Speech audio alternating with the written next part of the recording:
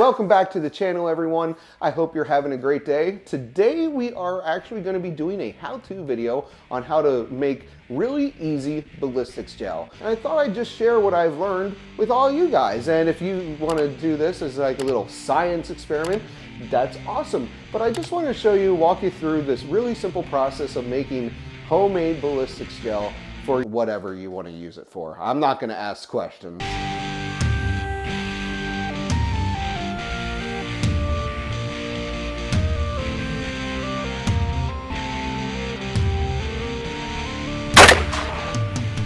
Oh, it landed in the water. The things you're gonna need to make the ballistics gel is obviously the gelatin. For me, I'm going with the 16-ounce canister of Knox unflavored gelatin. You can get this on Amazon. You can get it in a lot of grocery stores. A lot of places only sell it by the ounce, quarter-ounce packages. I found that the 16-ounce containers are the most economic that I have found for the gelatin.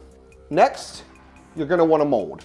For me, I found just these simple plastic containers on Amazon, and they're 16 by 6 by 5. I've got another bigger one, but for the test block, I'm just gonna make a 16 by 6 by 5.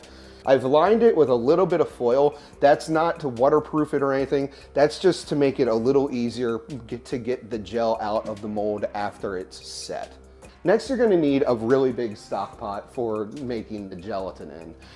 I'll get into the water to gelatin ratio, but you're gonna need a lot of space. This is a 24 quart stock pot that I just got from Bed Bath & Beyond. Next, you're gonna need something to stir the mix. I have found that a whisk does work better than, say, a spoon or a fork. This probably isn't necessary, but I do have a strainer here to get some of the imperfections, some of the globs out that just refuse to dissolve and to mix properly. So optional, but recommended in my opinion. And that's all you need. So we're gonna go ahead and get into how you make this stuff. I mentioned earlier the gelatin to water ratio, and it is for every ounce of gelatin powder, you use a cup of water. This container, as I said earlier, is 16 ounces, so you need 16 cups of water. I'm actually gonna be making up 2 canisters, so 32 ounces of gelatin powder. So I need 32 cups of water. As you can see, I have the burner set to a medium, high setting. We don't want it to be too hot, otherwise the gelatin will start to burn on the bottom. You don't want to bring this to a boil.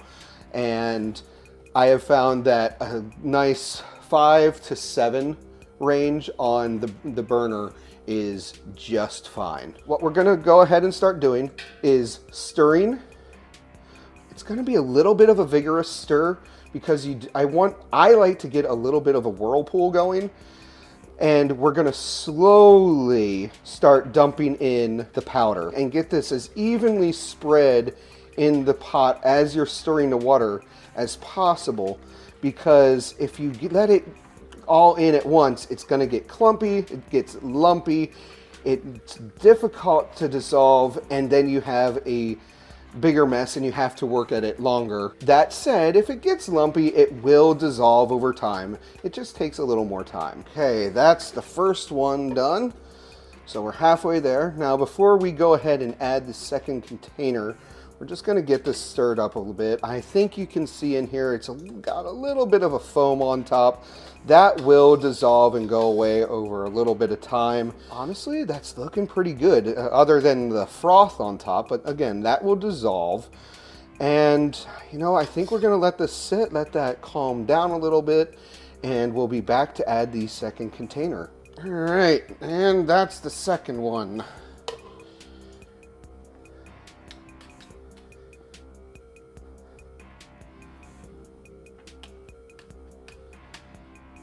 All right, we're gonna let this sit again. We'll let the froth die down a little bit, and then we're just gonna use the strainer to pull this off.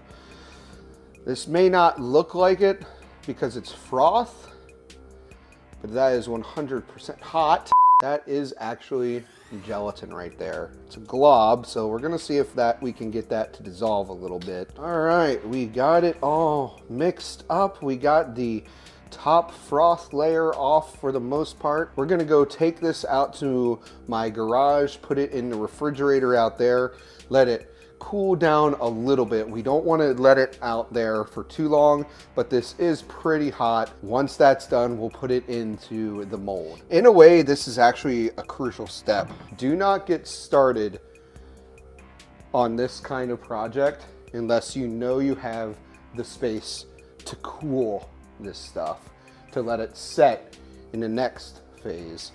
Because if you don't, you're gonna have a mess and you aren't gonna know what to do with it. We're gonna let that sit for a little bit. We'll be back once it's cooled down a little, and we'll get it into the mold and let it set. Sometime later. All right, let's check on this. It's cooler. You know what? I think that's gonna be okay. Last step, we're gonna transfer the gel into the mold and let it set. You're gonna wanna do this very gently. Otherwise, you're going to have a massive mess on your hands. As you can probably tell, this is the messiest step of the process. You also want to do this gently so that the foil, if you use it, doesn't lift off too much off of the base. Because if it does, it's going to bake into the gel. Now, you might be wondering what the little bit of black tape is on the edges. It's actually black waterproof duct tape, and I've done that. This is going to be most of it. I've done that because there are handle holders there. I don't want those obviously leaking out. Let's go a little more. Oh, that got a little, that got away from me. Oh man, I lied. This part is the messiest, potentially. We're gonna let that set overnight. We'll check back on this in the morning and we'll tune back in. The next day. Okay, it's the next day and got some good news.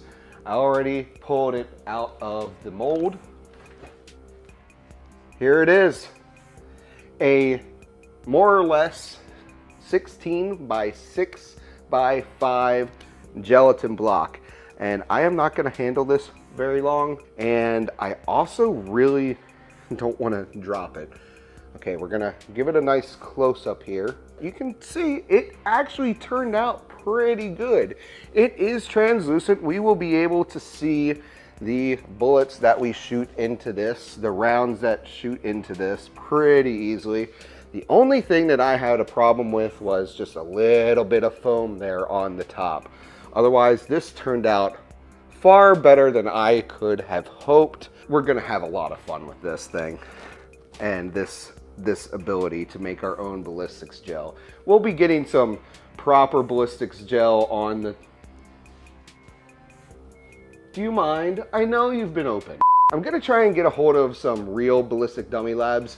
Torso, not torsos, my gosh, I'm not made of money. Those things are $3,000 a piece. I'd love to get a hold of one of those. Ballistic dummy labs, I love you. I know I'm a nobody, but we'd love to get a hold of one of those. I think that's gonna do it for this video, everybody. I hope you can use this information to make your own ballistics gel at home at a reasonable cost, if that is something that you're interested in doing. If not, I hope you enjoyed this video nonetheless. If you like this video, please hit that like button. If you really liked it, please consider hitting the subscribe button and sharing our channel with your friends. As always, don't take life too seriously and make it a great day.